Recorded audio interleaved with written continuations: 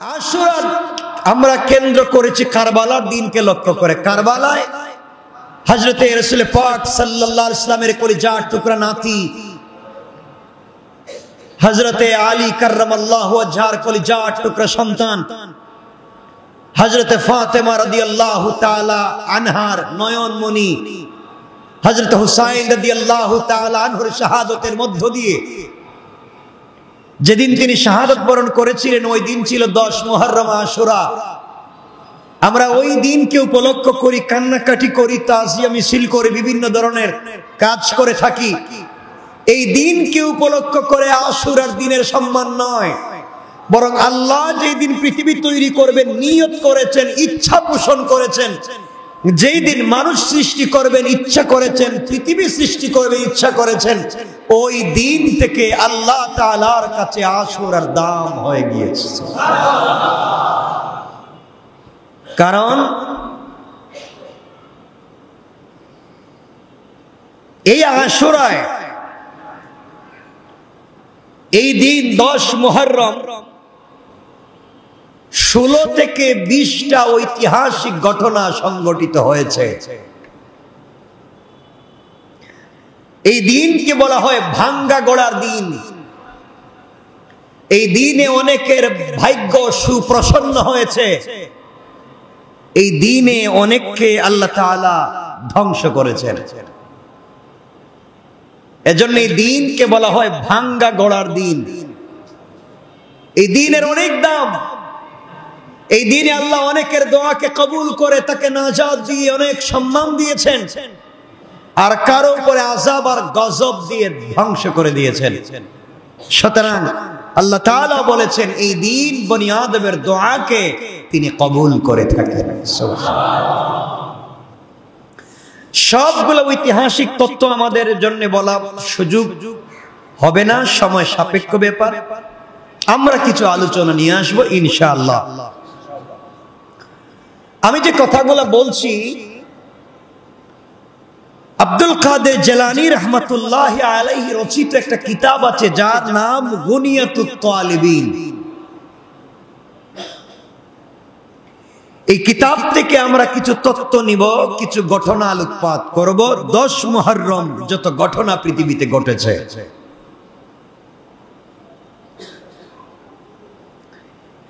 এই পৃথিবীতে 10 মুহররম ঘটে যাওয়া সবগুলা ঘটনার মধ্যে একটা ঘটনা হলো এই দিনে আল্লাহ তাআলা মানুষ সৃষ্টি করেছেন। এত আস্তে বললেন।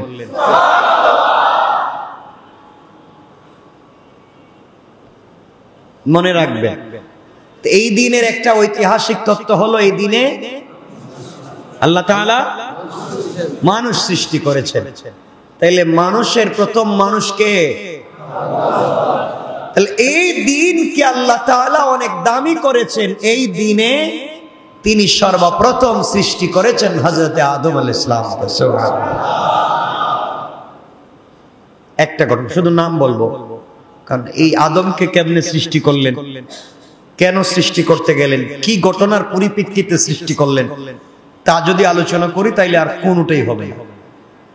তাহলে এতটুকুন মনে রাখবেন আপনারা যে আশুরার দিনের সবথেকে শুরুর ঘটনা 1 নাম্বার বা এই সবগুলা ঘটনার একটা হচ্ছে এই দিনে আল্লাহ তাআলা মানুষ সৃষ্টি করেছেন। কি সৃষ্টি? মানুষ সৃষ্টি করেছেন।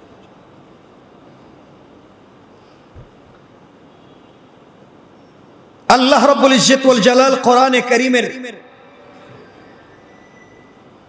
38 নম্বর সূরা সাদের 71 থেকে 74 নম্বর আয়াতে বলেছেন তো ঐতিহাসিক তথ্যে এই দিনে আল্লাহ তাআলা সৃষ্টি করেছেন মানুষ। কি? মানুষ। 2 নম্বর, এই দিনে আল্লাহ তাআলা পৃথিবীতে সবথেকে দামি করে মর্যাদাপূর্ণ করেছেন মানুষকে।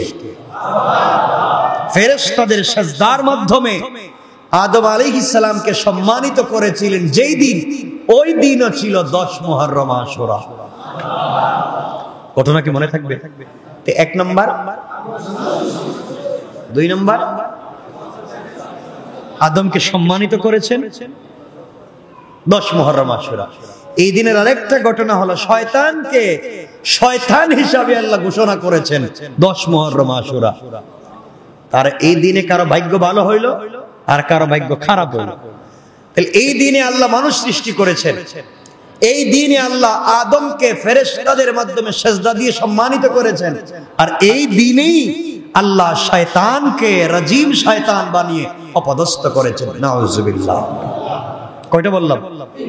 শুধু নাম নাম, পুরা ঘটনা বললে তো শেষ, শুধু এক জায়গায় বসে থাকছে, এজন্য নাম বলে যাই।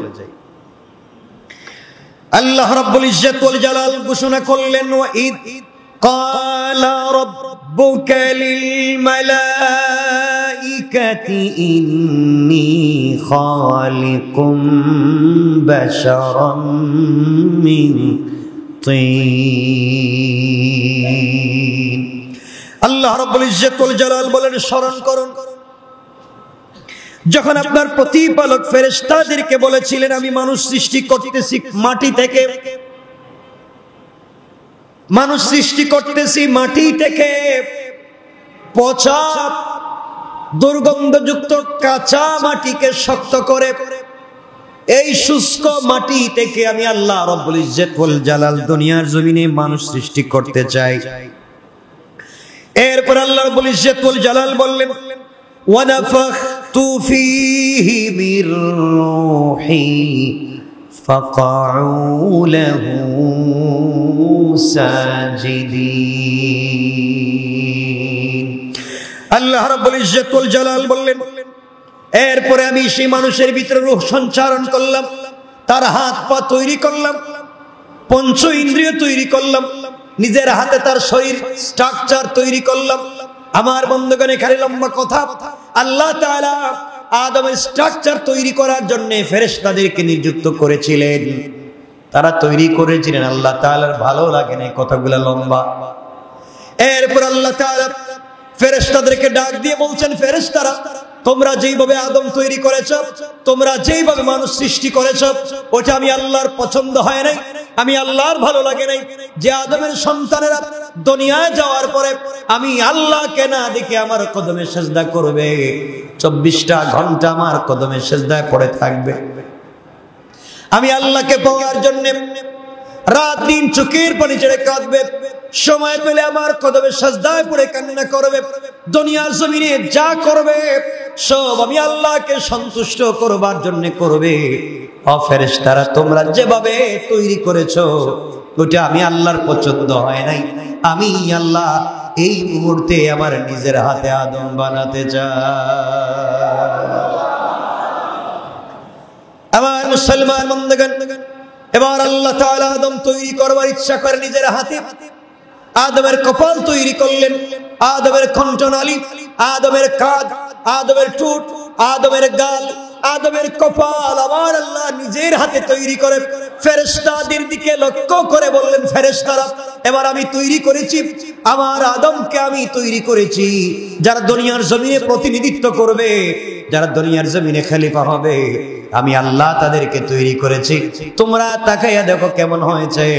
ফেরেশতারা আদমের চেহারা মুবারকের দিকে তাকাইয়া আল্লাহর কুদরতের কদমে সেজদায় পড়ে ডাক দিয়ে বলেছে, আল্লাহ তাআলা, আয় আল্লাহ তাআলা, দুনিয়ার জমিনে এই মুহূর্ত পর্যন্ত আপনি যা সৃষ্টি করেছেন, দুনিয়ার জমিনে আপনি যা সৃষ্টি করেছেন, আদমের মতো এত সুন্দর চেহারা এই জিন্দেগিতে কোনোদিন দেখি না। আমার আল্লাহ এই কথা সার্টিফাই করবার জন্য কোরআনে কারীমের 30 নম্বর পারা সূরা তিনের মধ্যখানে আমার আল্লাহ বললেন, লাকাদ খালাকানাল ইনসানা ফি আহসানি তাকওয়িম।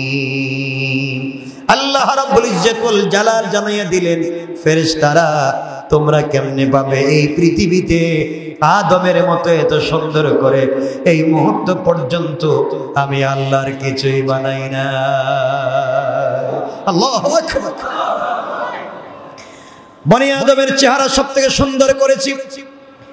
এবার আল্লাহ রাব্বুল ইজ্জত ওয়াল জালাল বলেন, ফাকাউ লাহু সাজিদিন, ও ফেরেশতারা আদমকে সম্মান জানাও, আমি তৈরি করেছি আমার খলিফা, আমার প্রতিনিধি, এই জমিন আমার, এই জমিনে হুকুম চলবে আমার, এই জমিনে একচ্ছত্র ক্ষমতা প্রভাব চলবে আমার। সুতরাং যারা দুনিয়ার জমিনে আমার প্রতিনিধি হবে, দুনিয়ার জমিনে যারা আমার খলিফা হবে, সম্মান জানানো তোমাদের দরকার, তাদেরকে সেজদা করো। আমার বন্ধুগণ, আল্লাহর নূরের তৈরি, কর্পূরের তৈরি ফেরেশতারা পচা দুর্গন্ধযুক্ত কাঁচা মাটি, কাদা মাটিকে যে আল্লাহ রাব্বুল ইজ্জত ওয়াল জালাল শুষ্ক করে আদম তৈরি করেছেন, সমস্ত ফেরেশতারা সম্মান দেওয়ার জন্য আদম আলাইহিস সালামকে সিজদা করে বলছে, আল্লাহ তাআলা দুনিয়ার জমিনে আপনার হুকুম পালন করবার জন্য মাটির আদমকে সিজদা করে সম্মান জানালাম। আমার বন্ধুগণ, যেই দিন আদমকে আল্লাহ তাআলা সম্মানিত করলেন, ওই দিন ছিল 10 মুহররম আশুরা। সবাই সিজদা করলো, একমাত্র কেবলমাত্র শয়তান সিজদা করলো না। এখন আপনারা বলবেন, শয়তান আসলো কোত্থেকে আইলো? শয়তান ছিল কোথায়? আল্লাহ তো ফেরেশতাদেরকে বলছেন, ফাসাজাদাল মালাইকা, ফেরেশতারা তোমরা সিজদা করো। সব ফেরেশতারা সিজদা করলো। ইবলিসের কথা আল্লাহ বললেন কেন? সে তো ফেরেশতাদের ভিতরে ছিল না। এরপরেও তাকে আল্লাহ তাআলা কেন বললেন? কথা তো ভিন্ন। এই কথা বলবার জন্য আমরা 2 মিনিট কথা বলবো, গভীর মনোযোগ। আমার মুসলমান বন্ধুগণ, গভীর মনোযোগ। আল্লাহ রাব্বুল ইজ্জত ওয়াল জালাল, এখন ভিন্ন ঘটনার দিকে চলে যাচ্ছি। আল্লাহ রাব্বুল ইজ্জত ওয়াল জালাল এই পৃথিবী যেদিন সৃষ্টি করলেন, কি বললেন না? এই দুনিয়া, এতক্ষণ বলছি আল্লাহ মানুষ সৃষ্টি করছেন, এরপরে সম্মানিত করেছেন, শয়তানকে শয়তান বানিয়েছেন 10 মুহররম আশুরা। ঘটনা কয়টা মনে থাকবে তো ইনশাআল্লাহ? এখন আপনাদেরকে বলছি, আল্লাহ যেদিন পৃথিবী সৃষ্টি করলেন, এই পুরা দুনিয়া ছিল পানির উপরে ভাসমান। পুরা দুনিয়া ছিল পানি। আল্লাহ তাআলা বাইতুল মামুরের সোজা নিচে একটা জায়গার মধ্যে আল্লাহ তাআলা পানিকে ফেনা বানালেন। স্রোত যখন বেশি যায় ফেনা জন্মে, নাকি দেখেন নাই মনে? এই ফেনাকে আল্লাহ তাআলা মাটি বানালেন। ওই মাটি পৃথিবীর প্রথম মাটি বাইতুল মামুরের সোজা নিচে, যেটাকে বলা হয় বাইতুল্লাহ। সুবহানাল্লাহ বললেন? এটা যেদিন তৈরি হলো, পৃথিবী যেদিন সৃষ্টি করলেন, ওই দিনও ছিল 10 মুহররম। কয়টা ঘটনা হয়েছে মনে থাকবে তো? এখন বললাম পৃথিবী সৃষ্টি যেদিন করছেন, এদিনও 10 মুহররম আশুরা। এখন এই পৃথিবীর দুনিয়ার ভিতরে যেদিন ফেনার মধ্যে মাটি সৃষ্টি করলেন, ওই দিনও ছিল 10 মুহররম আশুরা। কয়টা হয়েছে বললাম? 5টা না? কয়টা হয়েছে? 5টা। মনে থাকবে তো? আরো বলতে তো অনেক বেশি হয়ে যাবে। এখন এখানে কিছু কথা বল। আল্লাহ রাব্বুল ইজ্জত ওয়াল জালাল দুনিয়া তৈরি করে, এই দুনিয়ায় বসবাস করার জন্য আল্লাহ তাআলা সর্বপ্রথম জিন্নাতদেরকে পৃথিবীর জমিনে পাঠায়া দিলেন। জিন্নাতেরা পৃথিবীর জমিনে বসবাস শুরু করলো সমতল ভূমিতে। দুনিয়ার সমতল ভূমিতে জিন্নাতেরা বসবাস করে। দীর্ঘদিন এভাবে চলতে লাগলো। জিন্নাতেরা আগুনের তৈরি, তাদের মাথা গরম, শুধু মারামারি করে। দুনিয়ার সমতল ভূমিতে মারামারি শুরু করে দিল। ভাই ভাইকে দেখতে পারে না, ভাই বোনকে দেখতে পারে না, বাবা সন্তানকে দেখতে পারে না, সন্তান বাবাকে দেখতে পারে না। পুরা দুনিয়া দাঙ্গা হাঙ্গামায় ভরে গেল, ফিতনা ফাসাদে ভরে গেল। আল্লাহ রাব্বুল ইজ্জত ওয়াল জালাল ফেরেশতাদেরকে বললেন, যাও দুনিয়ার জমিনে যাও, আমার জমিন ধ্বংস করে দিচ্ছে জিন্নাতেরা।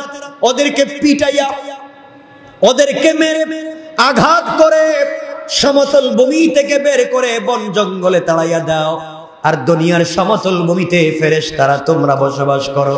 ফেরেশতারা যেই দিন দুনিয়ার সমতল ভূমিতে বসবাস করবার জন্য আসলেন আর জিন্নাতদেরকে তাড়াইয়া বন জঙ্গলে দিলেন, ওই দিনও ছিল 10 মুহররম আশুরা। কয়টা বলছি মনে থাকবে তো? এজন্য এই দিনের অনেক দাম। আর আপনারা একটা নিয়ে বসে রয়েছেন, অথচ এত হাজার হাজার বছর আগে এই দিনের দাম আল্লাহ বানিয়ে দিয়েছে। আমার বন্ধুগণ, ফেরেশতারা দুনিয়ার জমিনে আসলেন, জিন্নাতদেরকে পিটাতে লাগলেন। তাদের সমস্যা ছিল তারা মারামারি করে, কেউ কাউকে দেখতে পারে না, সবার সম্পত্তি দখল করে, মারামারি করে, জায়গা জমি দখল করে, গুন্ডামি করে, সন্ত্রাসী করে, মাস্তানি করে, চাঁদাবাজি করে, দুর্নীতি করে। এই জন্য আল্লাহ তাআলা ফেরেশতাদেরকে দিয়ে জিন্নাতদেরকে তাড়িয়ে দিয়েছেন বন জঙ্গলে। আমার বন্ধুগণ, আপনাদের কাছে জানতে চাই, আজকালকের মানুষ কি জিন্নাতের চাইতে কম চাঁদাবাজি করে? কথা বলেন। তাহলে আল্লাহ চাইলে আমাদেরকে বাদ দিয়ে আরো কোন জাতি পৃথিবীতে পাঠাতে পারেন, আল্লাহ চাইলে পারেন। আমরা যা শুরু করছি। আমার বন্ধুগণ, এক পর্যায়ে ফেরেশতারা সবাইকে তাড়িয়ে দিল। জিন্নাতেরা যখন ফেরেশতাদের মাইর খেয়ে সমতল ভূমি ছেড়ে বন জঙ্গলে চলে গেল। এই জন্য আজও বড় বড় জঙ্গলের ভিতরে জিন্নাতদের বসবাস, আজও জিন্নাতদের বসবাস বন জঙ্গলে। বন্ধুগণ, যাওয়ার সময় জিন্নাতেরা তাদের একটা বাচ্চাকে ফেলে গেল। কি বাচ্চার নাম কি বলছি? এই বাচ্চার নাম ছিল আজাজিল। একটা জিন্নাতের বাচ্চাকে ফেলে দিয়ে গেল, ছোট্ট বাচ্চা, চেহারা বড় সুন্দর। ফেরেশতারা বাচ্চাকে কুলে নিয়ে আল্লাহর কাছে ডাক দিয়ে বলেছেন, আল্লাহ তাআলা, জিন্নাতেরা তো মায়ের খায়া সব জঙ্গলে চলে গিয়েছে, একটা ছোট্ট নাবালিগ বাচ্চাকে ফেলে দিয়ে গিয়েছে, আমরা কি মেরে ফেলবো নাকি? চেহারার দিকে তাকালে বড় দরদ লাগে। আল্লাহ বললেন, মারা লাগবে না রে, এই বাচ্চাটারে তোমরা বাঁচাইয়া রাখো। আল্লাহ তাআলা স্পেশাল ফোর্স জিবরিল আমিনকে দিয়া এক আঙ্গুল দিয়া মধু আর এক আঙ্গুল দিয়া দুধ খাওয়াইয়া পান করাইয়া আস্তে আস্তে করে আজাজিলকে বড় করলেন। কোন সুবহানাল্লাহ। দুধ খোলা খাওয়াইয়া, দুধ মধু খাওয়াইয়া পুষতেছেন শয়তানের বাচ্চারে। মানে খারাপ কথা বললাম না, এটা কি অশ্লীল শব্দ? হ্যাঁ, কের বাচ্চা? জিনের বাচ্চা, এটা শয়তান। খারাপ বলছি? দেখে বাঁচায় রাখতে জিবরিল আমিনের আঙ্গুল থেকে মধু আর দুধ, ফরমালিন আছে? কোন ভেজাল আছে? একবার অরিজিনাল জিনিসপত্র খাইছে, কি ধরনের স্বাস্থ্য ঠিক হয়েছে, কি বডিটা তার হয়েছে। আস্তে আস্তে বড় হতে লাগলো। এক পর্যায়ে বড় হতে হতে খারাপ জিনিসও যখন ভালো জিনিসের কাছে থাকে, সেও ভালো হয়ে যায়। আপনি যদি একজন আতরওয়ালার কাছে থাকেন, আতর না দিলেও আপনার শরীরে ঘ্রাণ লাগবে। আর আপনি যদি কর্মকারের দোকানে যান, কর্মকারের কাজ না করলেও কর্মকারের অগ্নির কুণ্ডলী থেকে ধোঁয়া লেগে আপনার শরীরেও দুর্গন্ধ হতে পারে, ঠিক কিনা? এক পর্যায়ে শয়তান এই জিন্নাতের বাচ্চা আজাজিল ফেরেশতাদের আশেপাশে থেকে থেকে ফেরেশতাদের মতো আচার ব্যবহার তার ভিতরে চলে আসলো। আস্তে আস্তে করে ইবাদত শুরু করে দিল। কারণ অতি ভক্তি, সবাই কম জানেন মনে বলেন নাকি? যে দেখবেন আপনার পাইলে 3 বারের জায়গায় 9 বার সালাম দিয়ে বুঝবেন ঝামেলা, নিশ্চয় কোন একটা ঝামেলা জড়াইতেছে আপনার। এত সম্মান দিতেছে, কোন ঘটনা আছে? সব না। আমার বন্ধুগণ, এক পর্যায়ে আস্তে আস্তে ইবাদত শুরু করে দিল। আল্লাহ যাদেরকে ফেরেশতা বানালেন, তারা দেখেন ওরে আল্লাহ রে, আমাদের চাইতে বেশি তাহাজ্জুদ পড়ে। চিন্তা করেন না, মসজিদের হুজুরের চাইতে হে তাহাজ্জুদ হয়ে গেছে, হে বেশি নামাজি জাননেওয়ালা। এখন হে বেশি ইবাদত করে, বেশি তাসবিহ পড়ে, বেশি জিকির করে। এমন শুরু করে দিয়েছে, দুনিয়ার জমিনের এমন কোন সমতল জায়গা নাই যেখানে আল্লাহর কদমে সেজদা করে নাই। 24টা ঘন্টার এমন কোন মিনিট নাই যেখানে সে আল্লাহর নামের জিকির করে নাই। এগুলা করতে করতে আল্লাহর কাছাকাছি পৌঁছে গিয়েছে। আল্লাহ তাআলা পুরস্কার স্বরূপ তাকে বানিয়ে দিলেন মুআল্লিমুল মালাইকা, ফেরেশতাদের শিক্ষক আল্লাহ তাকে বানাইয়া দিয়েছে। আল্লাহু আকবার বলে। বুঝাতে চাইলাম, ছোট মানুষ, সাধারণ মানুষও যদি আল্লাহর কাছাকাছি পৌঁছে যেতে পারে, একবারে নিচু থেকে নিচু কেউ যদি ভালো কাজ করে আল্লাহর কাছাকাছি পৌঁছে যায়, আল্লাহ তাকে সম্মানিত করতে পারেন। ঠিক না? এই আজাজিল রে ছিল আজাজিল, আল্লাহ বানাইয়া দিয়েছেন মুআল্লিমুল মালায়েকা, তার পিছনে চাওয়ার দরকার নেই। আমার বন্ধুগণ, বড় হয়ে গেল, বিশাল ক্ষমতা। এবার আল্লাহ রাব্বুল ইজ্জত ওয়াল জালাল আদম আলাইহিস সালামকে যখন ফেরেশতাদেরকে বলেন সেজদা করো, সকল ফেরেশতারা সেজদা করেছে, শয়তান করে না। শয়তান আল্লাহর কাছে বলছে, আল্লাহ তাআলা আমি তো আগুনের তৈরি আর আদম মাটির তৈরি, আগুন সব সময় উপর দিকে যায় আর মাটি উপরে দিলে নিচে যায়, সুতরাং আদম উল্টা আমারে সেজদা করার কথা। নাউজুবিল্লাহ, আসতে বললেন, যুক্তি দেখায় আল্লাহ। আল্লাহ এটা কি কোন আপনি, আমি সেজদা দিব, হে আমার উল্টা সেজদা দিব, মানে যুক্তি দেখায়।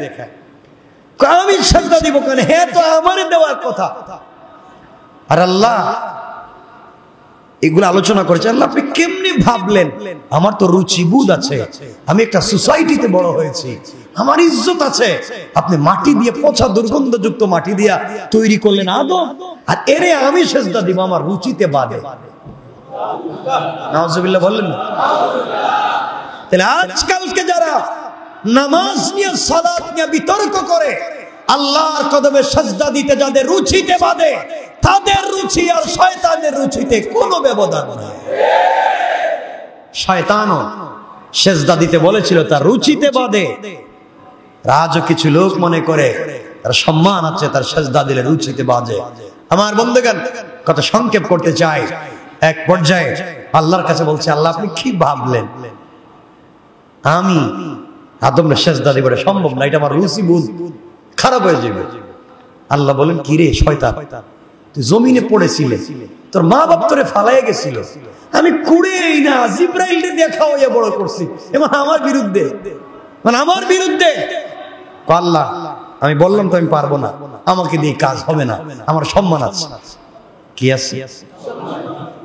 আজকালকে কিছু লোক, এই দেশের কিছু লোক বিভিন্ন এলাকা, দামি দামি এলাকা, নিউ টাউনের বিভিন্ন এলাকায় বসবাস করে, নিজেদেরকে অনেক দামি অনেক বড় মনে করে, অনেক গরিব মানুষকে, সাধারণ পাবলিককে তারা মানুষই মনে করে না। মনে রাখবেন, যারা উত্তম উন্নত সোসাইটি ফলো করে নিজেদেরকে বলছেন আপনি পাবলিকের মধ্যে খুব দামি সম্মানী, মনে রাখবেন একদিন মরে পড়ে থাকবেন, জানাজা পড়াবার মতো লোক খুঁজে পাবেন না। এজন্য আপনি উত্তম সোসাইটি আর টাকা পয়সার গরম বাহাদুরি দেখিয়ে কোনো লাভ হবে না। আপনাকে মানুষ হতে হবে, আপনাকে মানুষ তৈরি হতে হবে। আল্লাহর কাছে আপনাকে নিজের মাথা অবনত মস্তকে আল্লাহর কাছে আপনি কায়েমুল চিত্তে বলতে হবে, আল্লাহ আমি তোমার গোলাম। কি আমি? কি গোলাম? এজন্য মানুষে ভেদাভেদ তৈরি করা যাবে না, মানুষে বিভেদ তৈরি করা যাবে না। যা গোষ্ঠী বংশ সোসাইটি, এটা দিয়ে ভেদাভেদ তৈরি করা যাবে না। আল্লাহ বলেছেন আল্লাহ বলছেন আমি তোমাদেরকে জাতিতে গোষ্ঠীতে বিভক্ত করেছি একে অপরকে চিনবার জন্য। আমি আল্লাহ তোমাদেরকে এক জায়গায় নিয়ে আসতে চাই। ছোট লোক যে কবরে যাবে, বড় লোক একই কবরে যাবে। সুতরাং মাটিতে আসার সময় আলাদা কোন সোসাইটি থাকবে না, কারণ কবর একই সোসাইটি। কথা বলেন না, ওখানে আলাদা কিছু আছে? সবার সমান জায়গা, মনে রাখবেন। আমার বন্ধুগণ, কষ্ট পাচ্ছেন আপনারা? এক পর্যায়ে আল্লাহ বলেন, শয়তান দূর হয়ে যাও, আমার কথা তুমি শোনো নাই, চলে যাও। শয়তান বলছে, আল্লাহ আপনি আমার বাইর করে দিতেছেন। আল্লাহ বলছেন, আমি বলছি সেজদা করতে, আমার কথা শোনো নাই, তোমাকে তো আর আমি রাখতে পারি না, তুমি চলে যাও। শয়তানকে যেদিন বেইজ্জত করে বের করে দিলেন, ওই দিনও ছিল 10 মুহররম, আশুরা। আমার বন্ধুগণ, শয়তান আল্লাহরে বলছে, আল্লাহ আপনি আমার বাইর করে দিবেন? যা দিলাম। আল্লাহ দিবেনই যখন, আপনার কাছে কয়েকটা জিনিস চাই। আল্লাহ বলেন, কি চাস? বলছে, কালা রব্বি, ও আমার রব। শয়তান জানে, শয়তান ভালো করেই জানে, যাই করি আল্লাহ কিন্তু একজন মানা লাগবে। কথা বলেন না কেন? শয়তান বলছে, কালা রব্বি, ও আমার রব, আমি আপনার কাছে জানতে চাই, আমারে তো শয়তান বানাই দিয়েছেন কয়দিনের জন্য? কিয়ামত পর্যন্ত। আল্লাহ আমি কিয়ামত পর্যন্ত? হ্যাঁ। তাহলে আপনার কাছে আমি কিছু জিনিস চাই, আপনি ছাড়া কেউ দিতে পারবে না। আল্লাহ বলেন শয়তান, শয়তান বানাইয়া দেওয়ার পরেও তুই আমার কাছে চাস। কালা রব্বি, আমার রব বলছিস, যা কি বলতে চাস আমি দিয়ে দিব। শয়তান বলছে আল্লাহ আপনি আমার কিয়ামত পর্যন্ত হায়াত বাড়াইয়া দেন। কি দেন? কারণ শয়তান জানে হায়াত আর কেউ দিতে পারবে না, দিলি আসতে বললেন যে আল্লাহ। কালা রব্বি, আল্লাহ আপনি ছাড়া কেউ দিতে পারবে না, যাই করি আপনারই মানতেছি, আপনি আমার হায়াত বাড়াইয়া দেন। আল্লাহ বলেন যা শয়তান তোর হায়াত বাড়াইয়া দেন। শয়তান বলতেছে আল্লাহ আরো কিছু কথা আছে। আল্লাহ কই কি? কাল হায়াত যখন দিচ্ছেন আমার একটু শক্তি দেন। ও কেমন শক্তি? আমি যেন আপনার বনি আদমের রগে রেশায় রক্তে মিশে তাদেরকে ধোঁকা দিতে পারি, এটা সুযোগ দেন না কেন? আল্লাহ বলেন এটাও দিলাম। আল্লাহ ভিতরে বাহিরে সব সময় যেন ধোঁকা দিতে পারি, এটাও দেন। আল্লাহ কই দিলাম। শয়তান বলতেছে মুস্কি মুস্কি হেসে আল্লাহ আপনি বুঝছেন নি আমি কি বলছি? আল্লাহ বলেন না, আপনি কত কি করছেন। কালেই যে আপনি আমার হায়াত বাড়াইয়া দিলেন, ধোঁকা দেওয়ার মতো শক্তি দিলেন। আপনি যে এই বনি আদমরে সেজদা করতে বলছিলেন, এদের একটারও আপনি জান্নাতে নিতে পারবেন না, আমি সবগুলোর জাহান্নামে পাঠাবো। আল্লাহ বলেন কেমনে? আমার হায়াত কিয়ামত পর্যন্ত বাড়াইছেন, কিয়ামত পর্যন্ত এদেরকে ধোঁকা দিব। নেক সুরতেও ধোঁকা দিব, বদ সুরতেও ধোঁকা দিব, শয়তান বানাই এদেরকে জাহান্নামে দিব। আল্লাহ বলেন কোস কি? কয়টা আমার চ্যালেঞ্জ। আল্লাহ বলেন আমিও চ্যালেঞ্জ দিলাম, আমিও চ্যালেঞ্জ দিলাম, যারা আমার গোলাম তুই সারাদিন তাদেরকে গোনা করাতে পারবি। শোন শয়তান, আমি চ্যালেঞ্জ করে দিলাম, বনি আদমকে তুই 1000 বছর গোনা করাতে পারিস। আমার গোলামের যদি 100 বছর জিন্দগি থাকে, 99 বছর 11 মাস 29 দিন নাফরমানির পরে মৃত্যুর মাত্র 1 ঘন্টা আগেও যদি আমার কাছে জিন্দগির গুনার জন্য তওবা করে, আমি তার পুরা জিন্দগির গুনাহকে maaf করার ওয়াদা দিলাম। আল্লাহু আকবার। তোমার আমার রব কত দয়ালু। যা শয়তান, এখন দেখি তুই আমার বনি আদমকে কোথায় নিয়ে যাস। আল্লাহ কত বড় দয়ালু, কত বড় দয়ালু, তোমার আমার জন্য কি করে দিয়েছে। শয়তান চিন্তা করলো বিপদ তো মহা। আমার বন্ধুগণ, সুতরাং শয়তান সেজদা করলো না হযরতে আদমকে, ইস্তিকবার ওয়া কানা মিনাল কাফিরিন, সে করলো না। সেজদা না করবার কারণে কাফেরদের অন্তর্ভুক্ত হয়ে গেল। বলেন নাউজুবিল্লাহ। কথাকে আমরা ছোট করতে চাই, তাহলে এতক্ষণে আমরা বুঝতে পারলাম এই দুনিয়ার জমিনে 10 মুহররম আশুরার অনেক ঘটনা আছে। পর্যন্ত বলছি কয়টা? কয়টা মনে থাকবে তো? কয়টা বলছি? আচ্ছা, সংক্ষেপ করে যাচ্ছে। আমার মুসলমান বন্ধুগণ, গভীর মনোযোগ। আশুরার একটা গুরুত্বপূর্ণ দিন হলো আদম আলাইহিস সালাতু ওয়াস সালামকে আল্লাহ জান্নাতে দিয়ে বলেছিলেন, ফিরে আদম আলাইহিস সালামকে বলছিলেন শোনো, তোমাকে আমি আল্লাহ বলছি, এই যে একটা গাছ দেখা যায়, ওই গাছের ধারে কাছেও যাইও না, গাছের ফল খাওয়া তো দূরের কথা, গাছের ধারে কাছেও যেও না। হযরতে আদম আলাইহিস সালাতু ওয়াস সালামকে মা হাওয়া আলাইহিস সালাতু ওয়াস সালাম বারবার বুঝাতে লাগলেন আল্লাহ তাআলা ওই গাছের ফল খেতে আমাদেরকে নিষেধ করেছেন। আবার শয়তান শুরু করে দিল, আল্লাহর সঙ্গে ওয়াদা করেছে কাউকে জান্নাত, কাউকে ভালো রাখবে না। সরাসরি আদম আলাইহিস সালামকে ধোঁকা দিতে পারতেছে না। শয়তান আস্তে আস্তে করে সাপের সুরত ধরে, বিভিন্ন প্রাণীর সুরত ধরে হযরতে হাওয়া আলাইহিস সালামের কাছে দরজায় গেটে গিয়ে জান্নাতের দেওয়ালে গিয়ে কান্না করে। হাওয়া বললেন তুমি কেন কান্না করো, কি হয়েছে তোমার? শয়তান তার সুরত পাল্টে দিয়েছে। হাওয়াকে বলছে আমি আমার জন্য কান্দি না, আপনার জন্য কান্দি। আমার জন্য কান্দো? আমার জন্য তো দরদ তোমার, আমি চিনলাম না তুমি কে। আপনি আমার চিনবেন না, বরং আপনার জন্য আমার বহুত দরদ। হযরত হাওয়া জিজ্ঞেস করলেন কি দরদ বলো তো? আমি এই জন্য কাঁদতেছি, আল্লাহ আপনাদেরকে বানাইয়া জান্নাতে দিছে না? দিছে তো। আল্লাহ দিয়ে কি বলছে? ওই গাছের ফল খাইতে বলছে? না না না না, আল্লাহ বলছেন এই গাছের ফল খাওয়াও যাবে না, এই গাছের ধারে কাছেও যাওয়া যাবে না। এই জন্যই তো কাঁদতেছি। কেন জানেননি? আল্লাহ আপনাদেরকে দুনিয়ায় পাঠাইয়া দিতে চায়। ভেস থেকে বাইর করে দিব, জমিনে গিয়ে কাজ কাম করে খাওয়া লাগবে, বহুত কষ্ট, ক্ষেত করা লাগবে, জমিনে হাল চাষ করা লাগবে, ভাঙা গাড়ি চালাইতে হইব, ঢাকা শহরে ময়লা আবর্জনার ভিতরে ঘুরতে হইব, ডেঙ্গু মশা কামড় দিব, বহুত ঝামেলা আছে। হসপিটালে ভর্তি হলে দেখবেন বহুত রক্তের কণিকা কমে গেছে, আরো ঝামেলা আছে। এর চাইতে আপনি জান্নাতে থাকেন। আমি তো থাকতে চাই। থাকতে চাইলে আমার কথা শোনা লাগবে। আপনার কথা কি শুনতাম? যে গাছের ফল খাইতে আল্লাহ না করছেন, এর অর্থ হইল এইটা খাওয়ার সাথে সাথে আর জিন্দেগিতে জান্নাত থেকে বাইর হওয়া লাগবে না। নেক্সট সুরতে ধোঁকা দিতেছে, বুঝেন নাই? এটা খাওয়ার সাথে সাথে আর আল্লাহ আপনাকে বের করে দিবে না। এই বের করে দিতে চায়, এজন্য ফল খাওয়াইতে চায় না, তাই নাকি? ওই জন্যই তো হাওয়া আলাইহিস সালাম আস্তে আস্তে আদম আলাইহিস সালামের কাছে গিয়ে বলতেন, শুনছেন আপনি? ও কিছুই তো শুনলাম না। আল্লাহ নাকি আমাদেরকে বাইর করে দিব। কইছে কেডা? আমি আর তুমি ছাড়া তো আর কেউ নাই। আমি জানি, কারণ মহিলাদেরকে কান পড়া দেওয়া যায় তাড়াতাড়ি, নাকি? ঠিক কিনা? ঠিক, এত জোরে কইলেন, আপনারা জানেন নাকি?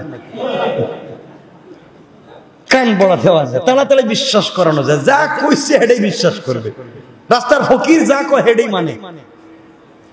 আমার বন্ধুগণ, দেখবেন বাড়িতে যদি কোনো ফকির গিয়া মাটির মিষ্টি বানায় খাওয়াইতে পারে, আর দেখবেন কোন জিনিস এটা জাদু ব্ল্যাক ম্যাজিক দেখাইতে পারে, সব দিয়ে দিব। কতক্ষণ লাগে? আবার বন্ধুগণ, হযরত হাওয়া বলছেন, আমি জানি ঘটনা, আমার জানা আছে। আদম আলাইহিস সালাম বলছেন, আমার কাছে বলো না ঘটনা কি। না, ঘটনা হইলো আল্লাহ বাইর করে দিতে বলছে, কিন্তু ওই যে গাছের ফল ওইটা খাইলে নাকি বের হবে না। আদম বলছেন, না না, আমার দ্বারা এটা সম্ভব না।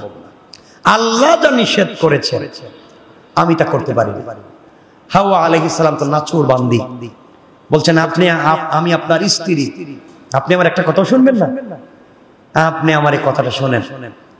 শয়তান আবার বুদ্ধি দিল, দেরি হয়ে যেতেছে, কিন্তু যে কোনো টাইমে বাইর করে দিতে পারে, যে কোনো দিন বের করে দিবে, তাড়াতাড়ি ব্যবস্থা করে। হযরতে হাওয়া আলাইহিস সালাম হাত পা ধরতে শুরু করলেন আদম আলাইহিস সালামের, কারণ বউ স্বামীর পাও টিপিয়া টাকা বাইর করে বাপের বাড়িতে পাঠাতে পারে। কথা বলেন, এটা একটা দুর্বল জায়গা। সুন্দর করে যদি বুঝে বলতে পারে, সব দিয়া দেয়, সব দিয়া। দেখবেন বাজারে যাইবা, পকেটে টাকাও নাই, কি হয়েছে, বউ সব নিয়ে নিছে।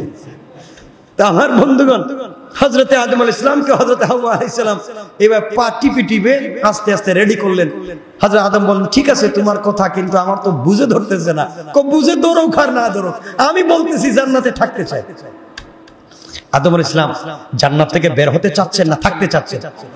তিনিও আল্লাহর কাছাকাছি জান্নাতে থাকবার আশায় যখন ফল খাইলেন, খাওয়ার সাথে সাথে শরীর থেকে সব জান্নাতের পোশাক খুলে গেল। হাওয়া আলাইহিস সালামের শরীর থেকে জান্নাতের পোশাক খসে পড়লো। তারা গাছের পাতা দিয়া লজ্জাস্থান ডাকতে শুরু করলেন। আল্লাহ বলেন, কি খবর? তোমাদেরকে নিষেধ করেছিলাম, করলাটা কি? শয়তান দূর থেকে আল্লাহরে বলছে, আল্লাহ বুঝছেন নি ঘটনা কে করছে? ওটা আমি। ওই যে আপনারা কইছিলাম না, এই যে আমি করলাম। আল্লাহ বলেন, শয়তান তুই তাহলে কামটা শুরু করে দিছিস। হযরতে আদম আলাইহিস সালামকে আল্লাহ তাআলা হাওয়া সহ দুনিয়া পাঠাইয়া দিলেন। একজনকে শ্রীলঙ্কায়, আর একজনকে কোথায়? কোথাও কোথায়? জেদ্দায়। একজনকে শ্রীলঙ্কায়, আর একজনকে জেদ্দা। জেদ্দা ছিল জাদ্দা। জাদ্দুন মানে দাদি, দাদা। এটা আমার দাদা দাদি না, তাদেরকে ফালাই দিচ্ছেন। একজনকে জিদ্দায়, আর একজনকে শ্রীলঙ্কা। যাক, দুজন কামতে লাগলেন। একজন এক এক জায়গায় একসাথে ছিলেন, আল্লাহ ফালাই দিচ্ছেন, যাও। আমার বন্ধুগণ,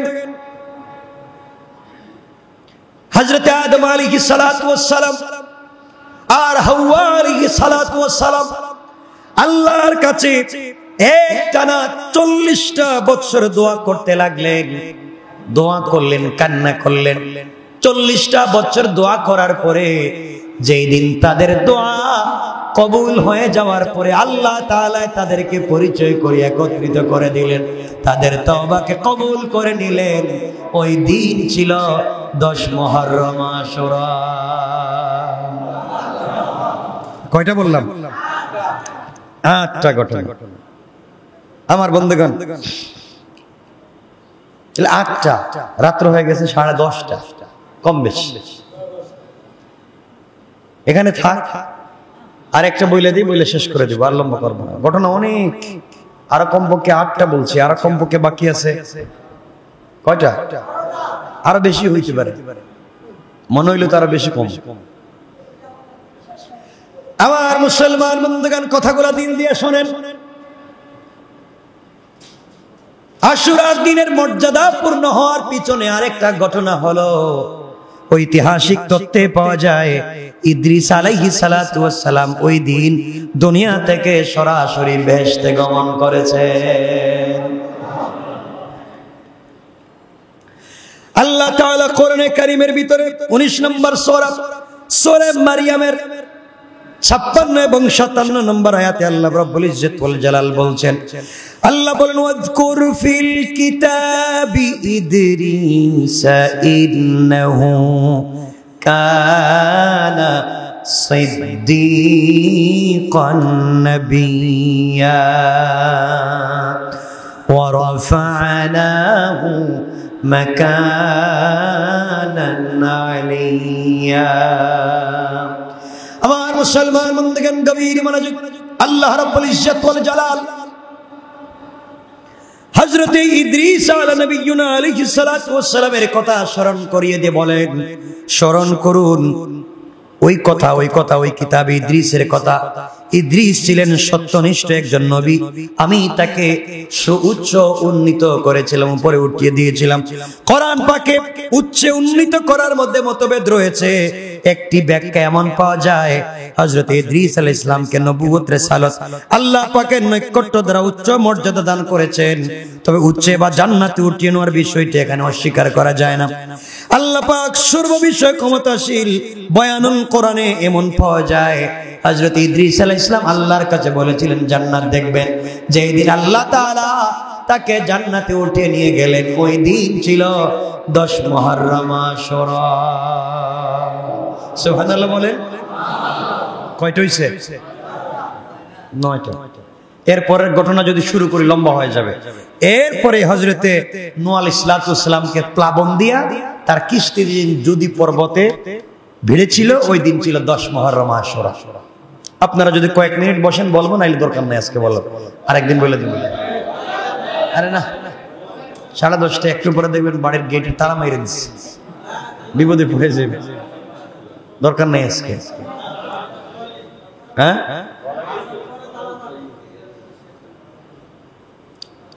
লম্বা তো, বসবেন তো কয়েক মিনিট? হাত তুলে দেখেন কারা কারা চলে যাইবেন।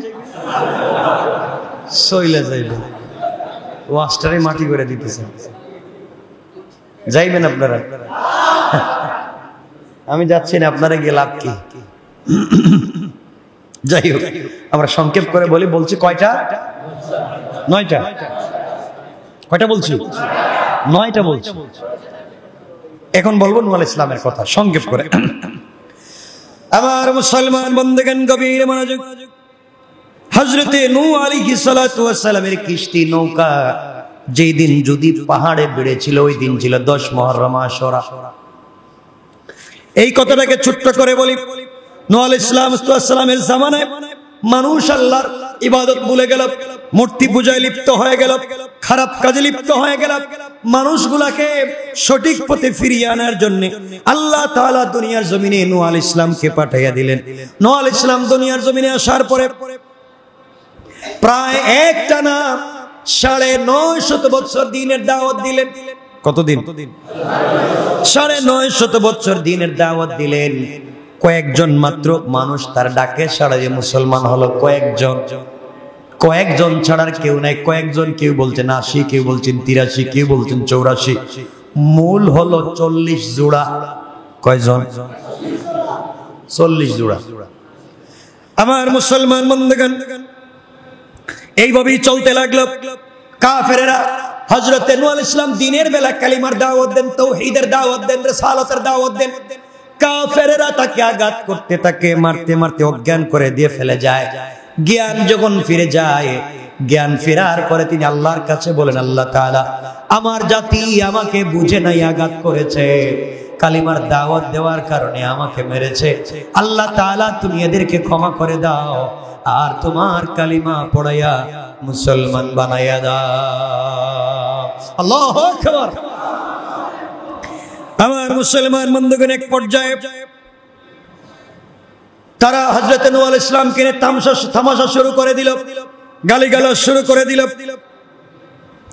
এভাবেই তাকে যখন গালিগালাজ শুরু করে দিল, ইমানদার হতে চাইল না, মাত্র কয়েকজন লোক ইমানদার হলো, মুসলমান হতে চায় না। আল্লাহ রাব্বুল ইজ্জত ওয়াল জালাল কোরআনে কারীমের 11 নম্বর সূরা সূরা হুদের 36 নম্বর আয়াতে আল্লাহ রাব্বুল ইজ্জত ওয়াল জালাল বললেন, আর আল্লাহ বলেন, ওয়া উহিয়া ইলা নূহিন আন্নাহু লা ইউমিনা মিন কওমিকা ইল্লা মান ক্বাদ আমানা ফালা তাবতাইস বিমা কানু ইয়াফআলুন।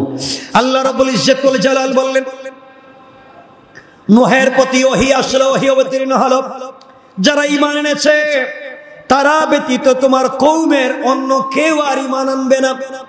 আল্লাহ তাআলা নূহ আলাইহিস সালামকে জানিয়ে দিলেন, নূহরে তোমার কওমের ভিতরে যারা ঈমান এনেছে তারা ছাড়া আর কেউ ঈমান আনবে না।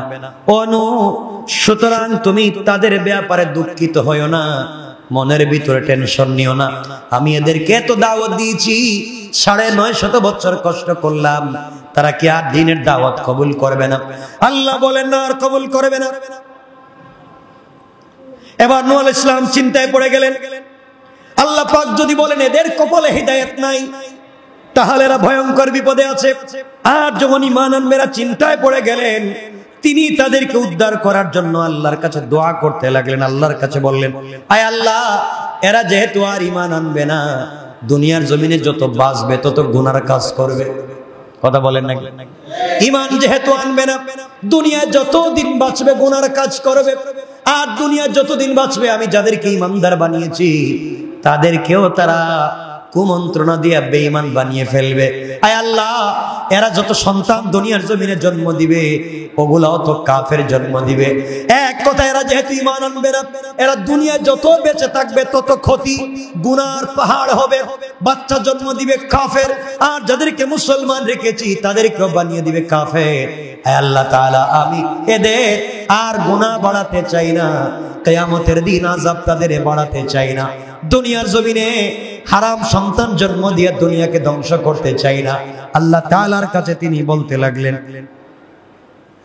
আল্লাহ তাআলার কাছে তিনি বলতে লাগলেন, কোরআনে কারীমে 71 নম্বর সূরা সূরা নূহের 26 এবং 27 নম্বর আয়াতে আল্লাহ বলছেন, নূহ আলাইহিস সালাম বললেন, ওয়াকালা নূহুর রাব্বি লা তাদার আলাল আরদি মিনাল কাফিরিনা দাইয়ারা ইন্নাকা ইন তাদারহুম ইউদিল্লু ইবাদাকা ওয়া লা ইয়ালিদু ইল্লা ফাজিরান কাফফারা رب اغفر لي ولوالدي ولمن دخل بيتي مؤمنا وللمؤمنين والمؤمنات ولا تزد الظالمين إلا تبارا। নূহ আলাইহিস সালাম আল্লাহর কাছে বলছেন, হে আমার রব, পৃথিবীতে কাফেরদের মধ্য থেকে একটি ঘরও তুমি ছেড়ে দিও না। তুমি তাদেরকে ছেড়ে দিলে ওরা তোমার বান্দাদেরকে গোমরাহ করে ফেলবে, জন্ম দিতে থাকবে কেবল গুনাহগার আর কাফের। হে আমার রব, তুমি ক্ষমা করো আমাকে, আমার পিতামাতাকে এবং যারা মুমিন হয় আমার গৃহে প্রবেশ করবে তাদেরকে, এবং মুমিন পুরুষ মুমিন নারীদেরকে। আর যারা জালিম হয়ে গিয়েছে তাদের ধ্বংসকে তুমি বৃদ্ধি করে দাও। এই বলে দোয়া করতে লাগলেন। আল্লাহর কাছে একজন নবী দোয়া করলেন, দোয়া কবুল হবে না? কথা বলেন, ভালো মানুষ দোয়া করলে কবুল হবে না? হবে না? হবে। নূহ আলাইহিস সালাম আল্লাহর কাছে দোয়া করলেন, আল্লাহ যারা মুমিন হয়েছে আমাকে আমার মা বাপকে মুমিন নর নারীকে তুমি হেফাজত করো, আর যারা হিদায়াত লাভ করবে না এদের ধ্বংস বৃদ্ধি করো। দোয়া করতে লাগলেন, দোয়া কবুল হয়ে গেল, কাফেরদের ধ্বংস হয়ে উঠল অনিবার্য। এক কথায় আল্লাহ পাক সারা দুনিয়া ব্যাপী এক মহাপ্লাবনের কথা নূহ আলাইহিস সালামকে জানিয়ে দিলেন, আর বলেন নূহ রে, তুমি যেহেতু দোয়া করেছো আমি দোয়া কবুল করে নিয়েছি। মাত্র 40 জোড়া মানুষ ছাড়া কেউ মুসলমান হয় নাই, তোমার দোয়াকে কবুল করলাম। পুরা পৃথিবীবাসীকে আমি শাস্তা করব, তুমি একটা কিস্তি বানাও, তুমি একটা নৌকা বানাও, এরপরে যা করা লাগবে স্বয়ং করবেন কে? এবার আল্লাহ রাব্বুল ইজ্জত ওয়াল জালাল বলছেন, ওয়াসনাইল ফুলকা বিআয়ুনিনা ওয়া ওয়াহয়িনা ওয়া লা তুখাতিবনি ফিল্লাযীনা যালামু ইন্নাহুম মুগরাকুন। আল্লাহ রাব্বুল ইজ্জত ওয়াল জালাল বললেন, তুমি আমার তত্ত্বাবধানে, আমার ওহী অনুযায়ী, তুমি আমার তত্ত্বাবধানে, আমার নির্দেশে, আমার ওহী অনুযায়ী নৌকা নির্মাণ করো, আর যারা সীমা লঙ্ঘন করেছে তাদের ব্যাপারে তুমি আমার কাছে কিছু বলতে যাইও না। যখন দেখবা পৃথিবীর উপরে আযাব চলে আসছে, তোমার দিলটা তো বড় নরম, উম্মতের জন্য দরদ লেগে যেতে পারে, আমার কাছে দোয়া করতে পারো। খবরদার, সাবধান করে দিয়েছি, দোয়া যেহেতু করেছো কবুল হয়ে গেছে, নৌকা বানাও আমার নির্দেশে, আমার হুকুম পালন করে। কিন্তু কাফেরদের উপরে যখন আযাব আসবে আর তুমি কোনো কথা বলতে পারবে না।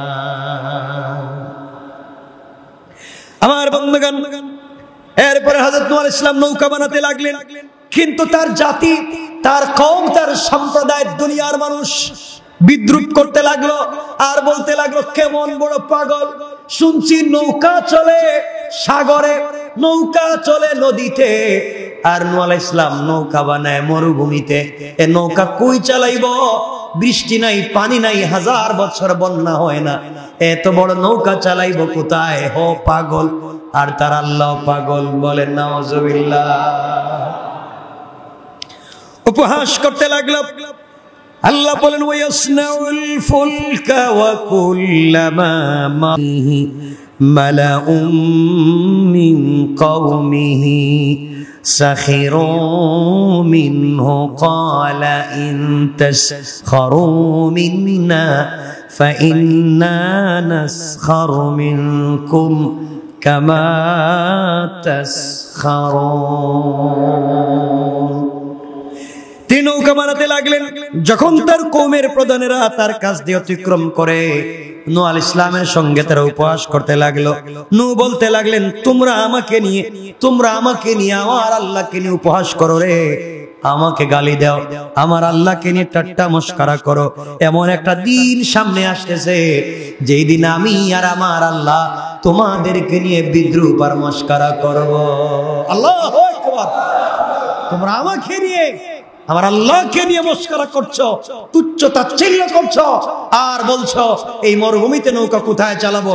তোমরা খবরদার, তোমাদেরকে বলে দিচ্ছি, সামনে এমন একদিন আসছে যেই দিন তোমাদেরকে নিয়ে আমরাও বিদ্রুপ করব, দেখবে নৌকা কই চালাই। আমার বন্ধুগণ, চলতে লাগলো। তিনি বলতে লাগলেন, শোনো, দূর ভবিষ্যতে তোমাদের উপর একটা তুফান আসতেছে, আযাব আসতেছে, ধ্বংস করে দিবে। এরপরে যে ঘটনা ঘটলো, এটা একটা রুচি বুদ্ধির ব্যাপার ছিল, রুচির উল্টা একটা ঘটনা তারা ঘটায় দিল। হযরতে নূহ আলাইহিস সালাম নৌকা বানাতে লাগলেন। নৌকা বানাতে বানাতে নৌকা বানালেন 3 তলা। কয় তলা? কয় তলা? 3 তলা নৌকা বানালেন কাঠ দিয়া, সুন্দর করে করে আল্লাহর কাছে বলছেন, আল্লাহ নৌকা কাঠ পাবো কোথায়? আল্লাহর কাছে কাঠের কথা বলছেন, কাঠ আসে, হাত লাগায়, নৌকা হয়ে যায়। এত আসতে বলেন শুনুন। আমার বন্ধুগণ,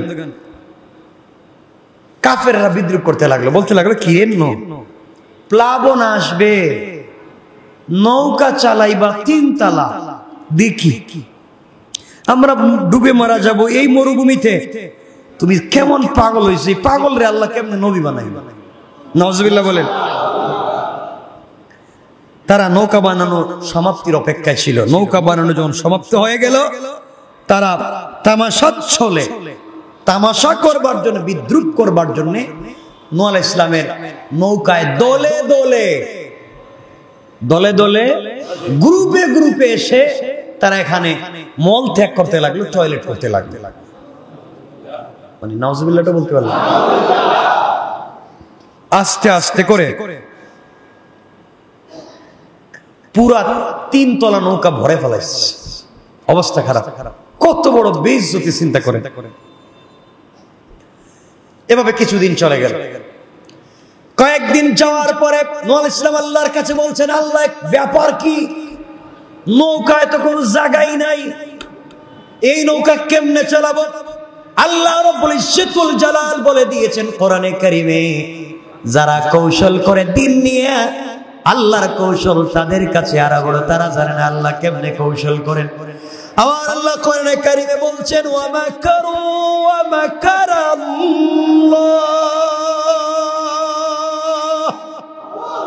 ওয়াল্লাহু খায়রুল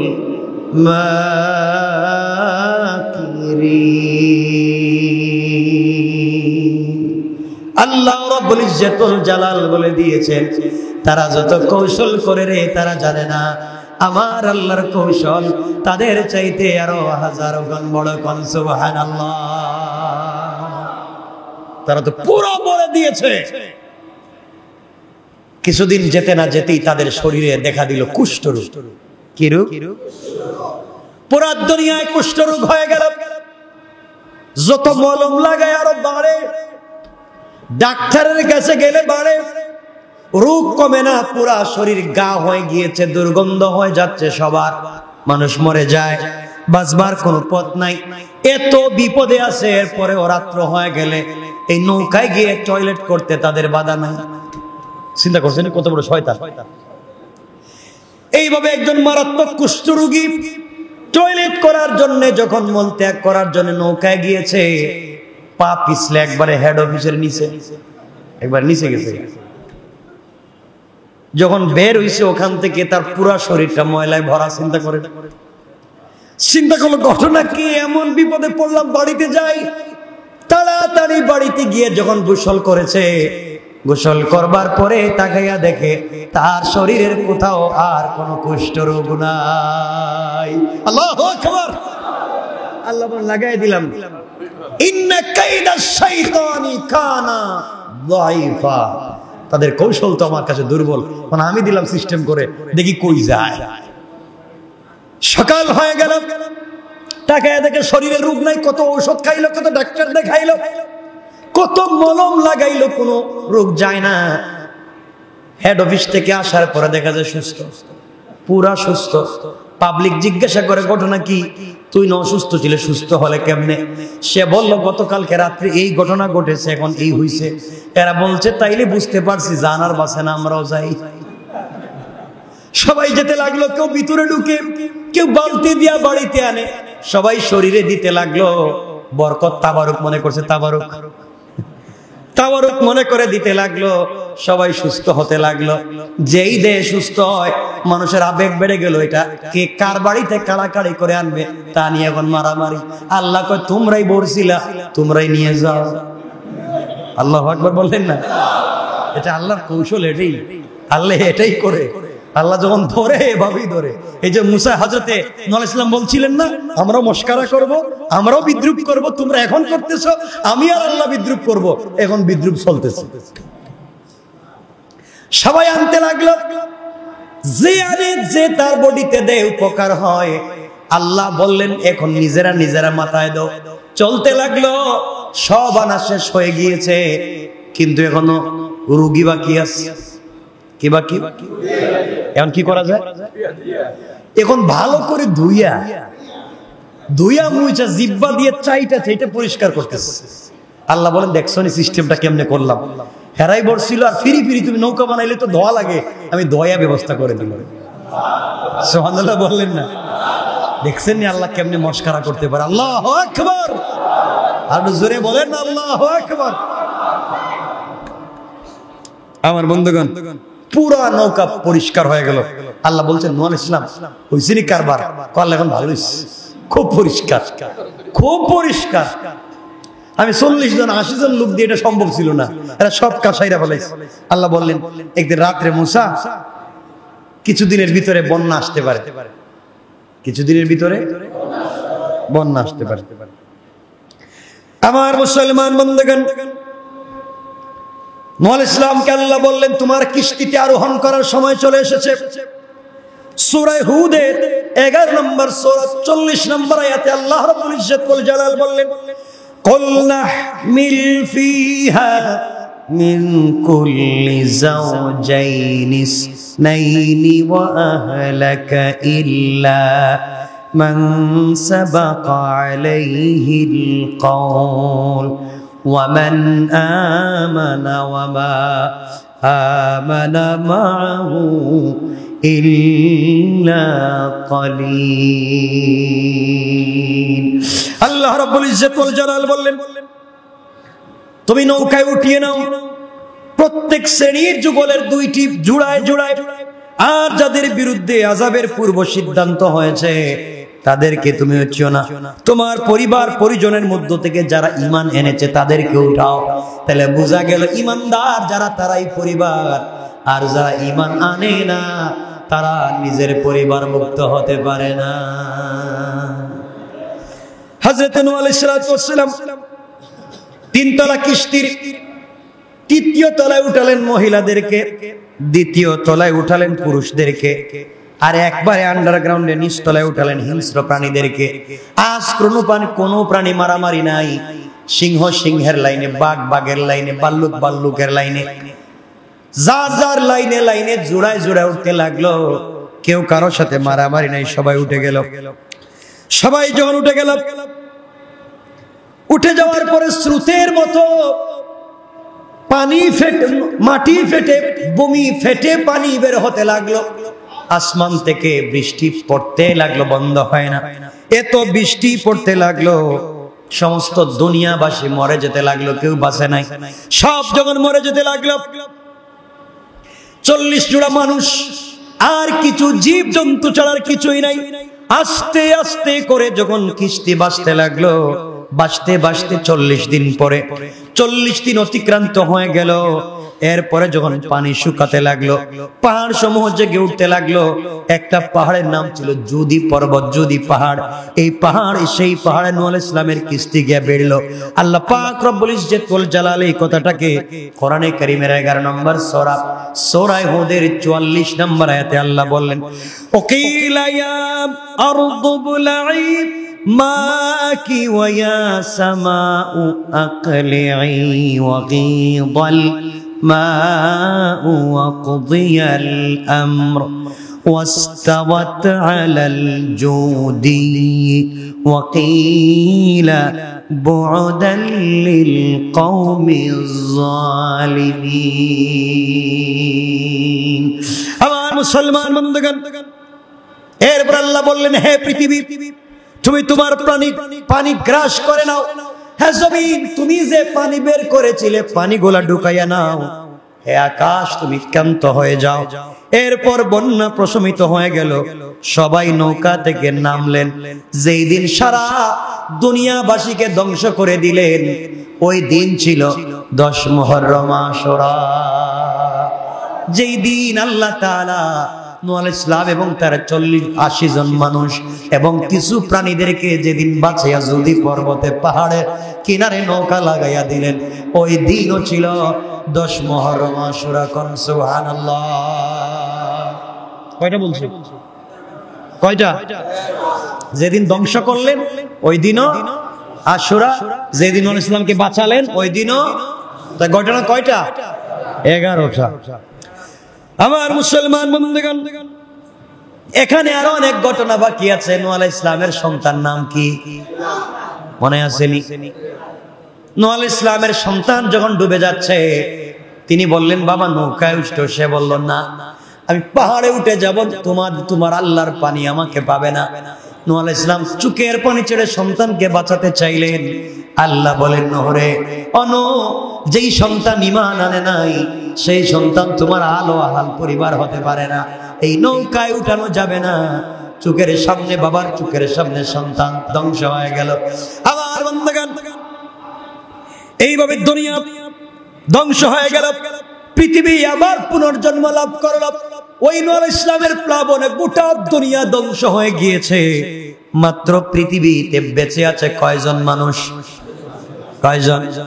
সুতরাং এই পৃথিবীতে লক্ষাধিক আম্বিয়া কেরাম থেকে নিয়ে কোটি কোটি হাজার কোটি কোটি মানুষ যা জন্ম নিয়েছে, সবার আদি সম্পর্ক এই নৌকায় উঠা 80 জন মানুষ। কথা বুঝেননি? এই নৌকায় যারা ছিল এদের থেকে আজকের এই মানুষগুলার জন্ম। আমার মুসলমান বন্ধুগণ, এরপরের ঘটনাগুলো আরো ভয়ঙ্কর। আল্লাহ রাব্বুল ইজ্জত ওয়াল জালাল বলতে লাগলেন, আল্লাহ এই ঘটনা দেখে বলতেছেন, আল্লাহ বলেন فَأَنْجَيْنَاهُ وَأَصْحَابَ السَّفِينَةِ وَجَعَلْنَاهَا آيَةً لِلْعَالَمِينَ। আল্লাহ রাব্বুল ইজ্জত ওয়াল জালাল বললেন, আমি নূহ আলাইহিস সালামকে এবং কিস্তিতে যারা আরোহণ করেছিল তাদেরকে রক্ষা করলাম এবং বিশ্ব জগতের জন্য এই কিস্তিকে করলাম একটা নমুনা। পড়েন সুবহানাল্লাহ। আল্লাহ বুঝাইয়া দিতে চাইলেন, আমি যদি বাঁচাইয়া দিতে চাই পুরা পৃথিবী ধ্বংস হয়ে গেল, আমি যাকে বাঁচাতে চাইব কেউ তাকে ধ্বংস করতে পারবে না। আমার বন্ধুগণ, কথা সংক্ষেপ করতেছি, আর লম্বা করতে চাইবো না। মনোযোগ দিয়ে 1-2 মিনিটের কথা শুনেন। সব শেষ, নৌকা এখনো আছে পৃথিবীতে। কিছুদিন আগে আপনারা শুনেছেন তুরস্কের বিজ্ঞানীরা নৌকাটা পেয়েছে এবং পরীক্ষা নিরীক্ষা করে দেখেছে কোনো মেডিসিন ছাড়া এই নৌকা আগে যেভাবে ছিল আল্লাহ এভাবেই রেখে দিয়েছেন। আল্লাহ পারেন কি পারেন না? কথা বলেন না কেন? সবকিছু আল্লাহ পারে। আমার বন্ধুগণ, ঘটনা কয়টা বলছে? 11টা। কয়টা? 11টা না? 11টা ঘটনা। এরপর নূহ আলাইহিস সালামের সন্তান ধ্বংস, এটারে যদি ধরেন তাহলে 12টা ঘটনা। এই দিনে আরেকটা ছোট্ট ঘটনা, এটা এই ইতিহাসে পাওয়া যায়। নূহ আলাইহিস সালাম একজন মহিলাকে বলেছিলেন, মনে আছে নি আপনাদের? মনে আছে? আমার মুসলমান বন্ধুগণ, 1-2 মিনিটে শোনেন, 11টা। আমার মুসলমান বন্ধুগণ, নূহ আলাইহিস সালাতু ওয়াস সালাম যখন পাবলিককে বলতে লাগলেন এভাবে এভাবে একদিন পানি আসবে, ওনার একজন উম্মত ছিল, একজন মহিলা ছিল। ইতিহাসে পাওয়া যায়, এতটুকু আমি বলতে পারি, আর কিছুই না। তার কাছে গিয়ে বলছেন, আম্মা জান, কিছুদিনের ভিতরে দুনিয়ায় প্লাবন আসবে, পুরো দুনিয়া ধ্বংস হয়ে যাবে। আমি নৌকা বানাচ্ছি, নৌকায় আপনাকে উঠিয়ে নিয়ে যাব। মহিলা ডাক দিয়ে বলছেন, বাবারে তুমি নিয়ে যাইও, আমার তো কেউ নাই, আমি বৃদ্ধা মহিলা। পানি চলে আসলে তুমি নিয়ে যাইও, আমি তোমাকেও বিশ্বাস করি, মনে প্রাণে আমার আল্লাহকেও বিশ্বাস করি। আমার বন্ধুগণ, বন্যা চলে আসলো। যখন নৌকার উপরে উঠে গেলেন, পুরা দুনিয়া ধ্বংস হয়ে গেল। পানি চলে গেল, 40 দিন পরে সবাই নেমে গেল। নূহ আলাইহিস সালামের মনে পড়েছে, আহারে ওই বৃদ্ধা মহিলা মাকে যে কথা দিয়েছিলাম বন্যা আসলে তাকে আমি বাড়িতে থাকি, আমি নৌকায় উঠাবো, কি করলাম, এতগুলা পানি পুরা দুনিয়া ধ্বংস করে দিয়েছে। একজন ইমানদার ধ্বংস হয়ে গেল, বাঁচাতে পারলাম না।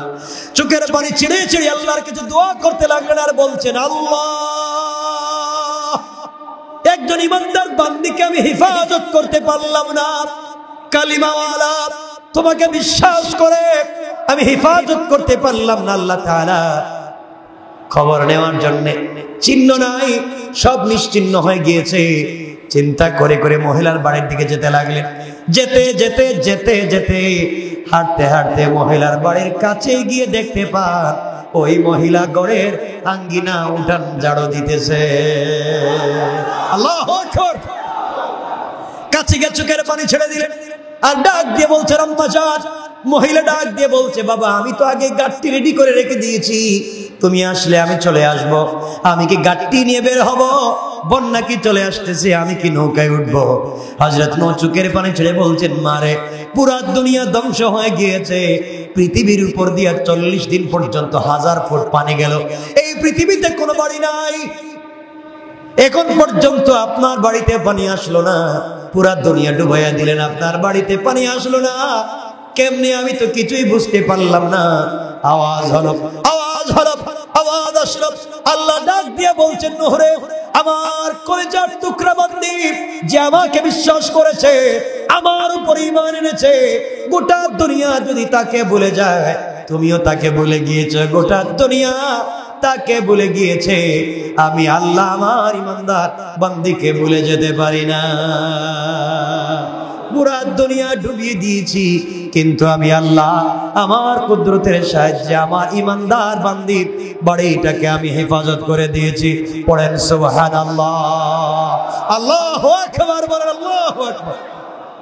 এই জন্য আমার মুসলমান বন্ধুগণ, আল্লাহ রাব্বুল ইজ্জতুল জালাল যদি চায়, দুনিয়ার জমিনে আল্লাহ যদি চায় কাউকে বাঁচাইয়া দিতে, পৃথিবীর কারো ক্ষমতা নাই তাকে মেরে ফেলবার। আর আল্লাহ যদি মেরে ফেলতে চায়, পৃথিবীর কেউ তাকে বাঁচাইয়া রাখতে পারবে? আর জোরে বলেন। কয়টা ঘটনা বলছি? হ্যাঁ, 12-13 বহুত।